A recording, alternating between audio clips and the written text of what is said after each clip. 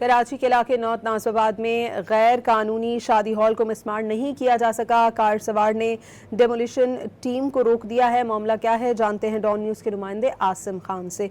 जी Asim, update कीजिएगा।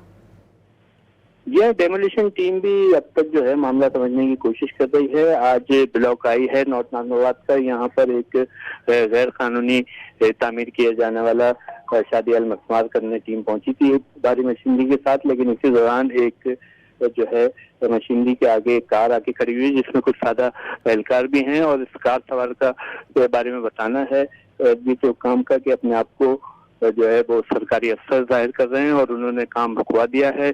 तमाम team और मशीनरी जो है अभी तक वहीं मौजूद है, अफसरान में मौजूद हैं और एसबीसी अफसर सादिक शेख का कहना है कि उनसे बातचीत जारी है क्योंकि यहाँ पे 600 गज का प्लाट है और उस पर किसी तरह से भी जो है शादी हॉल कायम नहीं हो सकता, इसीलिए इसके डेमोलिशन के आर्डर निकले थे। लेकिन सरकारी काम में मुदाखलत पर अब तक जो है डेमोलिशन नहीं की जा सकी है और टीम भी यहाँ पर मौजूद है, जबकि इलाका पुलिस भी यहाँ पे मौजूद है। ठीक है, बहुत शुक्रिया आसिम खान आप।